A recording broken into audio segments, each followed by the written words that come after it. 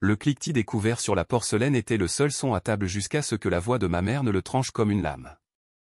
Ce voyage n'est pas pour quelqu'un comme toi, Chloé, dit-elle sans même me regarder. Son ton était calme, mais les mots portaient cette froideur piquante qu'elle avait perfectionnée au fil des ans. Reste à la maison. Tu ne serais pas à ta place. Une fourchette pleine de pâtes resta suspendue en l'air dans ma main. Qu'est-ce que ça veut dire? Ma voix était assurée, mais mon estomac se tordit. De l'autre côté de la table, mon frère, Théo, se pencha en arrière sur sa chaise, un sourire narquois aux lèvres. Elle veut dire que tu nous ralentirais. C'est un complexe hôtelier exclusif, pas vraiment ton genre. Ma sœur, Clara, gloussa en faisant tournoyer son verre de vin. D'ailleurs, il te faudrait une toute nouvelle garde-robe juste pour te fondre dans le décor. En as-tu seulement les moyens? Mon souffle se coupa. C'était ça, le truc avec ma famille. Ils ne donnaient pas de coups de poing, ils vous tailladaient avec de petites coupures, assez subtiles pour passer pour des taquineries, mais assez profondes pour saigner. Papa gloussa comme s'ils étaient tous dans le secret d'une blague interne. Ce n'est qu'un voyage, Chloé. N'en fais pas toute une histoire. La chaleur montait à mes joues. Je jetai un coup d'œil à l'itinéraire posé au milieu de la table. 5 billets de première classe pour Saint-Barthélemy. Les noms de mon frère et de ma sœur étaient imprimés nettement en gras. Le mien n'y était pas.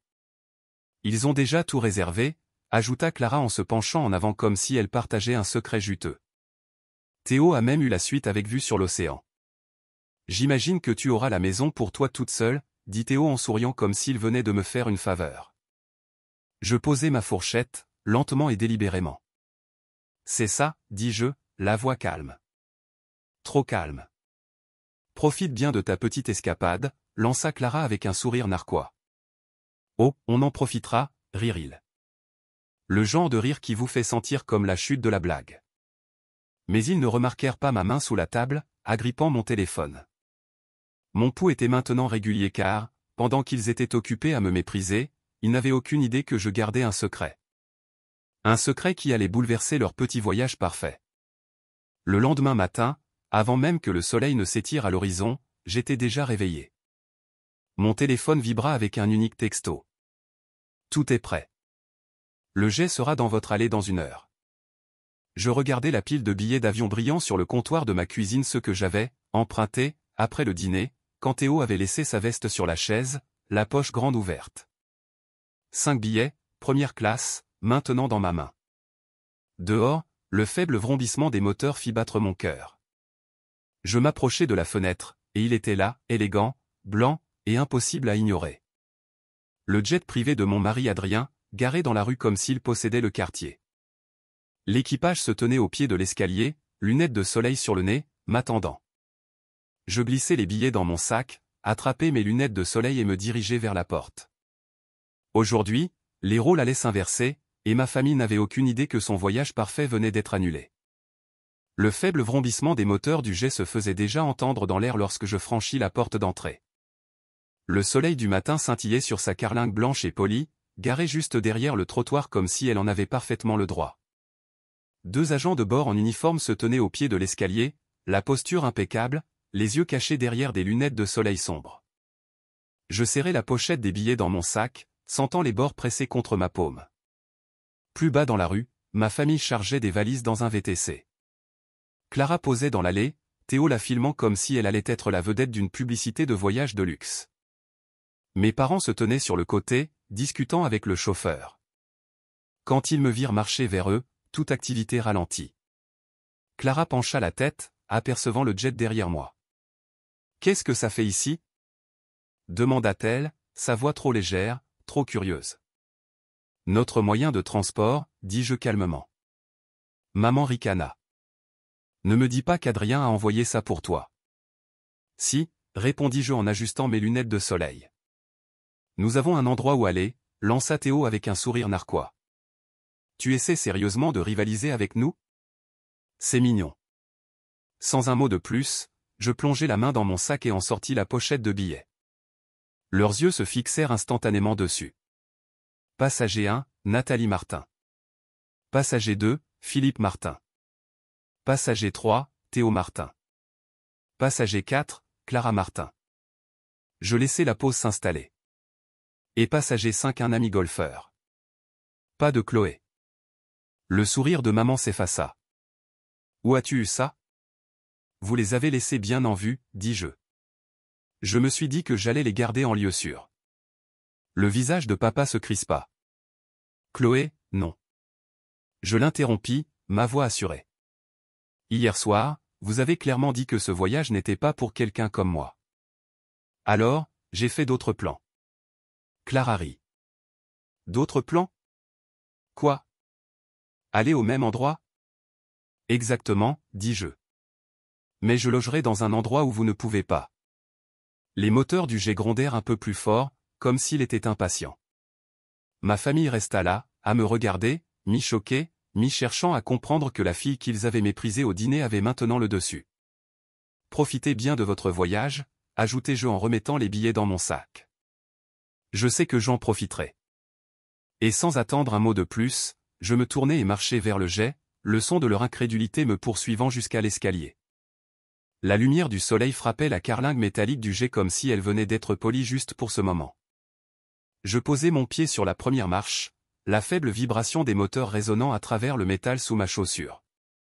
Chaque instinct me disait de continuer à avancer, mais quelque chose me fit marquer une pause à mi-chemin. Je jetai un coup d'œil par-dessus mon épaule. Ma famille était toujours là, dans l'allée. La bouche de Clara était grande ouverte. Théo tenait son téléphone à mi-hauteur, comme s'il hésitait entre enregistrer ou prétendre que cela n'arrivait pas. Maman avait les bras croisés, mais la raideur de sa mâchoire la trahissait. La main de papa était crispée sur la poignée de sa valise. Je l'ai laissé me regarder. Je le voulais. L'agent de bord en haut de l'escalier sourit poliment. Bienvenue à bord, Madame Moreau. À l'intérieur, la cabine était lumineuse et immaculée, siège en cuir crème, finition en noyer et un léger parfum d'agrumes dans l'air. Une carafe en cristal de jus d'orange était posée sur la table à côté d'une assiette de baie fraîche. Adrien était assis vers l'arrière, téléphone à la main, vêtu d'une veste bleu marine sur mesure qui lui allait sans effort. Il se leva en me voyant, posant son téléphone. Pile à l'heure, dit-il. Je souris faiblement. Je m'en suis assuré. Il étudia mon visage un instant. Tu ne trembles pas. C'est une bonne chose. Je ne suis pas ici pour trembler, dis-je en m'installant sur le siège en face de lui. Je suis ici pour prouver quelque chose. Il hocha la tête une fois, comprenant exactement ce que je voulais dire sans que j'aie besoin de l'expliquer. Alors, dit-il en regardant vers le hublot. Ils ont vu le jet. Oh, ils l'ont vu, répondis-je en bouclant ma ceinture de sécurité. Et les billets? Ils savent exactement où ils en sont. La voix du capitaine retentit dans l'interphone.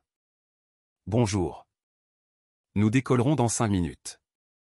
Le temps de vol estimé pour Saint-Barthélemy est d'un peu plus de 3 heures. Veuillez vous préparer pour le décollage. Alors que les moteurs prenaient un vrombissement régulier, je regardais par le hublot ovale.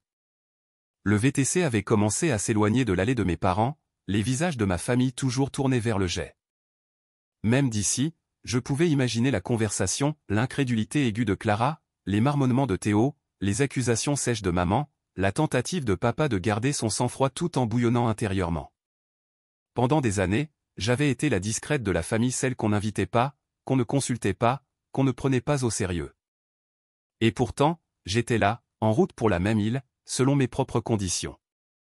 Le jet commença à rouler. Adrien tendit la main par-dessus l'allée et posa sa main sur la mienne, pour m'ancrer. Tu sais, dit-il, il ne s'agit pas seulement du voyage. Il s'agit du fait que tu ne les laisses enfin plus te définir.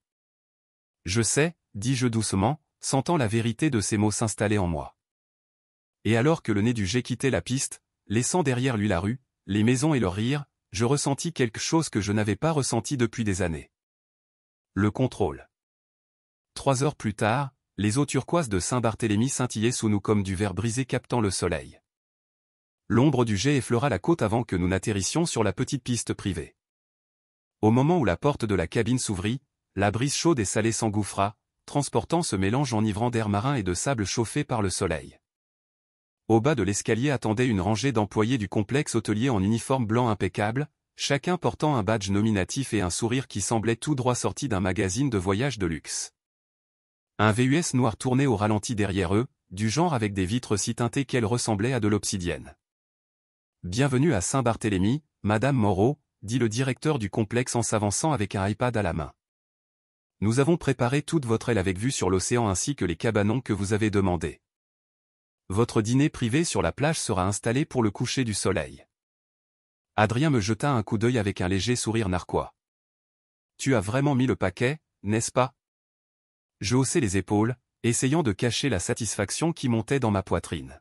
« Si je dois faire ça, je vais le faire bien. » À l'intérieur du VUS, les sièges en cuir étaient frais contre ma peau, la climatisation vive après la chaleur des Caraïbes. La route serpentait entre des palmiers se balançant et des éclats de fleurs d'hibiscus jusqu'à ce que les portes du complexe apparaissent, un portail en fer imposant flanqué de gardes de sécurité en uniformes impeccables. La voiture ralentit, et en entrant, j'aperçus quelque chose qui fit bondir mon pouls. Un autre VUS noir était garé juste à l'extérieur de l'entrée, des bagages sur le trottoir, et ma famille se tenait là, dans la chaleur, parlant à un membre du personnel visiblement désolé. Je pouvais voir Clara gesticuler sauvagement, ses lunettes de soleil surdimensionnées relevées sur sa tête, sa main libre posée sur sa hanche. Théo faisait les 100 pas, le téléphone collé à l'oreille. Les lèvres de maman étaient pincées, parlant à voix basse à papa, qui avait l'air prêt à se disputer avec n'importe qui dans un rayon de 2 mètres. Le directeur à côté de moi suivit mon regard et esquissa un sourire poli et entendu. « Ils ont essayé de s'enregistrer pour les suites avec vue sur l'océan ce matin, dit-il. Nous leur avons expliqué que l'aile était exclusivement réservée pour votre événement. Nous leur avons proposé des chambres avec vue sur le jardin à la place. » Je réprimai un rire. Et ils ont refusé. Ils ont dit qu'ils attendraient que l'erreur soit corrigée. Lorsque le VUS passa devant eux, la tête de Clara se tourna brusquement vers moi. Son expression se figea quelque part entre l'incrédulité et la fureur. La mâchoire de Théo tomba. Les yeux de maman se plissèrent en 2 lignes fines et acérées. Papa fit un pas en avant comme s'il pouvait bloquer la voiture, mais le chauffeur nous fit passer les portes en douceur. Le complexe hôtelier s'ouvrit devant nous, des bâtiments en stuc blanc drapés de bougainvilliers, des piscines à débordement donnant sur l'océan, du personnel transportant des plateaux de boissons tropicales à des clients se prélassant sous de larges parasols. C'était calme, serein, exclusif. Lorsque nous atteignîmes l'aile privée, un majordome s'avança pour m'ouvrir la porte. « Bienvenue chez vous pour la semaine, Madame Moreau. »« Chez moi pour la semaine, pensai-je. J'aime le son de ça. » Alors que nous marchions vers la plus grande suite, je pouvais encore sentir leur regard dans mon dos, depuis l'extérieur de ces portes. Ils étaient venus sur cette île en s'attendant à m'exclure. Au lieu de cela, c'étaient eux qui se trouvaient de l'autre côté de la ligne, attendant, regardant, et réalisant qu'aucun rire à mes dépens ne pourrait changer ma position actuelle. Et je n'avais pas encore fini. Les 2 premiers jours au complexe hôtelier semblaient se dérouler dans un univers différent, des baignades matinales dans la piscine à débordement sans personne d'autre, le petit déjeuner sur mon balcon avec vue sur l'eau, le son des vagues se brisant sur le rivage comme musique de fond, un personnel qui connaissait mon nom avant même que je me présente. Adrien passait ses matinées en conférence téléphonique pour son entreprise, me laissant l'espace pour m'imprégner de tout cela. Et je l'ai fait délibérément, sans remords. Mais je savais que ma famille était toujours là. Quelque part au-delà des haies bien entretenues et des portails de sécurité, il bouillonnait. J'avais entendu assez de choses de la part du directeur du complexe pour savoir qu'ils avaient réussi à réserver des chambres dans un hôtel moins cher un peu plus loin. Ils essayaient toujours de négocier pour obtenir les suites qui leur revenaient de droit. L'occasion d'avoir le dernier mot n'était pas quelque chose que j'avais prévu. Elle s'est présentée à moi. Le 3e soir, le complexe organisait un dîner de bienvenue sur la plage pour les donateurs et les bénévoles de ma fondation pour l'alphabétisation. De longues tables blanches drapées de lin se dressaient sous des guirlandes de lumière scintillantes. L'odeur de fruits de mer grillés et d'herbes fraîches se mêlait à la brise chaude de l'océan. En posant le pied sur le sable dans une robe bleue profond et fluide, je les repérai immédiatement, juste au-delà de la corde qui délimitait la section privée de la plage. Maman, dans une tenue crème rigide qui ne convenait pas à la chaleur de l'île. Papa, les bras croisés, scrutant l'installation. Clara, dans une robe d'été clairement destinée à Instagram, téléphone à la main. Théo, debout juste derrière eux, avec un sourire narquois comme s'il était au-dessus de tout ça. Ils n'étaient pas là pour s'incruster au dîner. Ils étaient là pour marquer un point. Mais moi aussi. Je marchais droit vers la corde, tous les regards à ma table me suivant. « Bonsoir », dis-je en m'arrêtant juste devant eux. La bouche de maman se pinça. « Alors, c'est ça, ton petit événement ?» Je penchai la tête. « Pas si petit, en fait. Nous avons collecté assez d'euros pour ouvrir 2 nouveaux centres de lecture en moins de 24 heures. » Papa laissa échapper un grognement sarcastique. « C'est bien. Alors, tu as fini de jouer à tes petits jeux maintenant ? » On a compris. « Non, » dis-je en souriant faiblement. « Pas encore. » Clara croisa les bras. « Tu penses sérieusement que nous humilier comme ça fait de toi une meilleure personne ? » « Je ne vous humilie pas, » répondis-je. « Je vous montre simplement ce que j'ai fait pendant que vous étiez occupés à me dire que je n'étais pas à ma place. » Je fis un geste vers les longues tables, les gens qui riaient et discutaient, le personnel du complexe se déplaçant sans effort entre eux. Vous vouliez que je reste à la maison parce que vous pensiez que ce voyage était trop bien pour moi. Mais la vérité, c'est que ce voyage n'a jamais été à votre sujet. La voix de maman descendit à ce registre bas et dangereux qu'elle utilisait quand elle était en colère mais voulait paraître calme. Nous sommes toujours une famille, Chloé. Une famille ? Je laissai le mot en suspens un instant. Une famille ne mesure pas ta valeur aux vêtements que tu portes ou aux invitations que tu reçois. Une famille ne se moque pas de toi parce que tu n'es pas assez bien. Et une famille ne te dit certainement pas de rester derrière comme un chien errant pendant qu'ils vont se créer des souvenirs sans toi. La mâchoire de papa se crispa. Tu exagères. Non, dis-je, ma voix assurée mais tranchante. Je me souviens. Le bruit des verres qui trinquent s'éleva des tables, suivi d'une salve d'applaudissements de mes invités. Le directeur s'approcha, tenant un petit microphone. Madame Moreau, nous sommes prêts pour votre discours. Je pris le micro, mais avant de me tourner vers mon public, je l'ai regardé une dernière fois. Vous auriez pu être ici ce soir, dis-je, non seulement en tant qu'invité, mais en tant que personne qui m'ont soutenu. Mais vous avez fait votre choix, et j'ai fait le mien. Je n'attendis pas de réponse. Je marchai jusqu'au centre des tables, le sable chaud sous mes talons, et fis face à mes invités. Derrière moi, je pouvais encore sentir ma famille me regarder. Bonsoir, commençai-je, ma voix portant juste assez pour les atteindre eux aussi. Quand j'ai créé cette fondation, beaucoup de gens ne croyaient pas en moi. Ils pensaient que je n'avais pas ma place dans des endroits comme celui-ci. Mais ce qu'ils n'ont pas compris, c'est que la place, ce n'est pas quelque chose que les gens vous donnent. C'est quelque chose que l'on revendique pour soi-même. Les invités applaudirent, certains se levant même. Mes yeux balayèrent les tables, au-delà des lumières scintillantes, et vers l'océan. Et pour la première fois, je ne sentais pas que je leur prouvais quoi que ce soit. Je ne jouais pas selon leurs règles. Je vivais simplement la mienne sur mon propre terrain, avec ma propre voix.